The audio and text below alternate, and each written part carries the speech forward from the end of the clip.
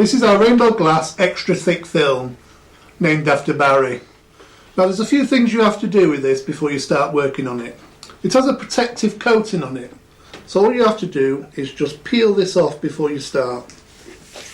But one tip is, do this an hour or so before you want to use it, because otherwise when you start to outline onto it, you'll find that your outliner will start doing line dancing all over the place with the static electricity. You can also wipe it with a feather duster, which is actually specially treated with the anti-static, or one of those special cloths that they wipe vinyl records with. So there's your extra thick film. Now this is great because you can replace anything that you do in glass normally with this stuff. And the good thing about this is that you can cut it out with scissors, like so.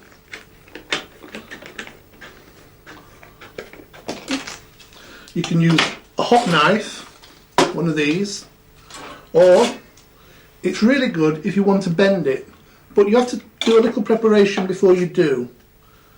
If you try to bend it like that, it'd be quite difficult and it wouldn't exactly bend where you wanted it to go. So what you do is you take a ruler and you just take a screwdriver, a flat-headed screwdriver. You don't want a scalpel or anything like that, just something blunt. And you just mark it, press down hard where you want the bend to be. See that? And now when you bend that, it will bend exactly where you've marked it.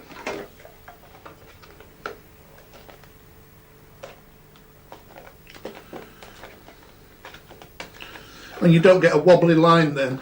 And it gives you a nice straight line, so you can stand things up like that. So that's great if you want to make a clock or something like this, and then you just take one A4 size piece of extra thick film, bend it, and then paint on just one side, and you've got a stand as well. So that's the extra thick film. Now I've got a piece of film here that I actually whipped all the blue plastic coating off first. And I've got a design, and now I'm going to outline it.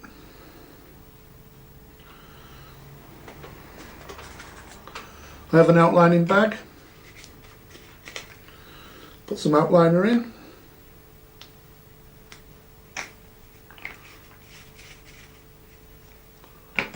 Don't forget, keep your bottle upside down.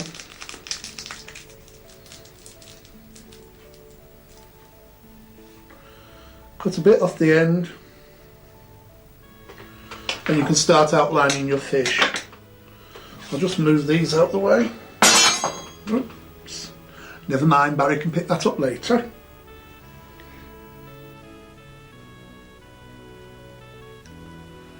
So don't forget, when you're outlining, work on the area that's right in front of you. And turn it round as you go.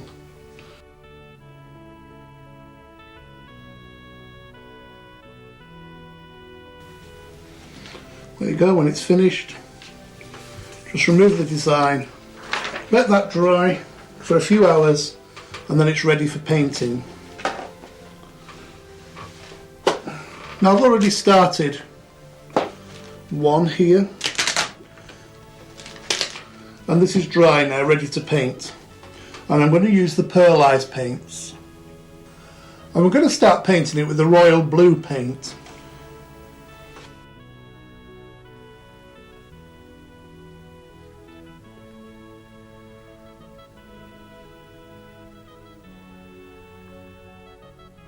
Now I'm adding turquoise.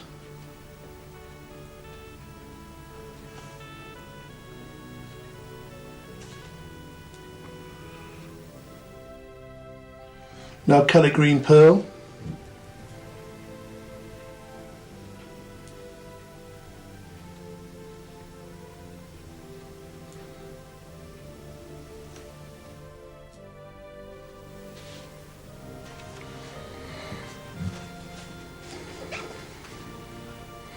Now purple.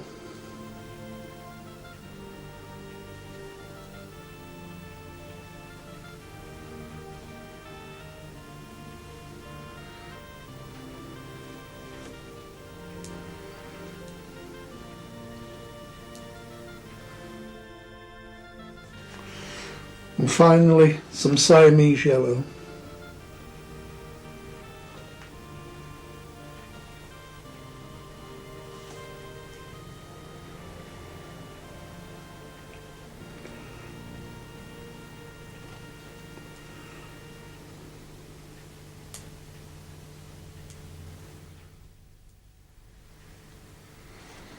There you go.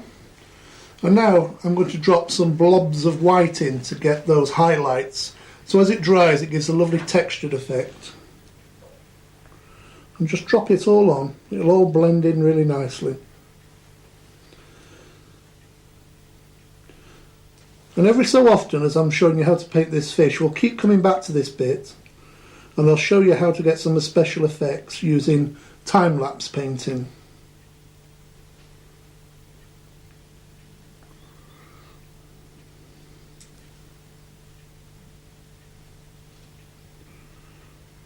There you go.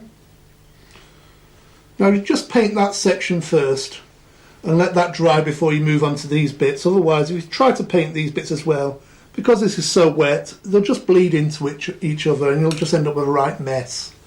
So I'm just going to leave that there and we'll come back to it in a while.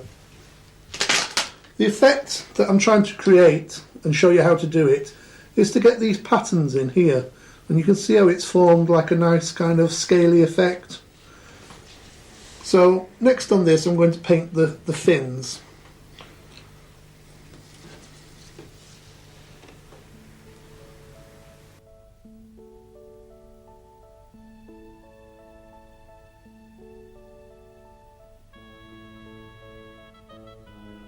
Is royal blue.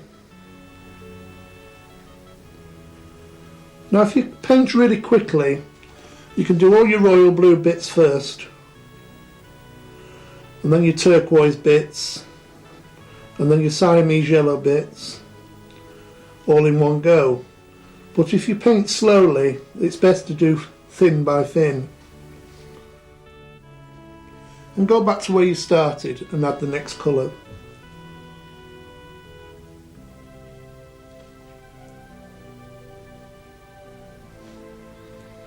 And just let them blend in together.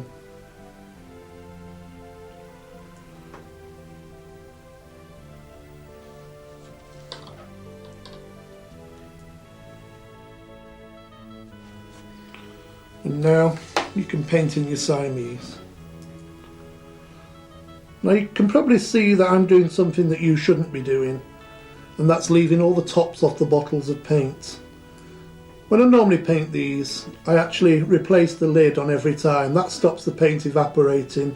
If you let it evaporate too much, your paint will get really thick and it won't flow like it is doing now. But just for the sake of the video and time, I'm leaving the tops off so to make this flow quicker.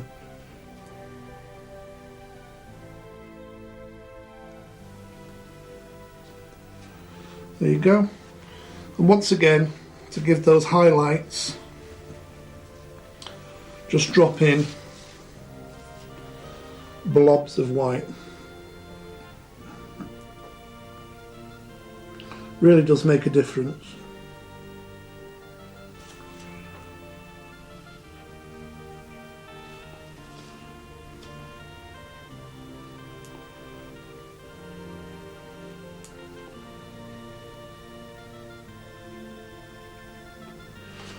And you probably think again that I'm putting too much on, but it will blend as the paint dries, so creating a really nice effect. Wipe your brush, and there's the fins painted. So when they dry, they'll end up like that. Okay, and now all we have to do now is the underbelly part here.